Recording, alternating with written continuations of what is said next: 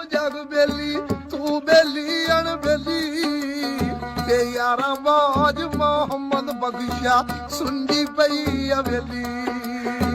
ਮਰਦ ਵੰਗਾਰੇ ਕਦੀ ਨਹੀਂ ਹਾਰੇ ਗੱਜ ਦੇ ਸ਼ੇਰ ਮਰਲੇ ਤੇ ਮਰਦਾਂ ਉੱਤੇ ਆਉਂਦੇ ਰਹਿੰਦੇ ਔਖੇ ਸੌਖੇ ਵੇਲੇ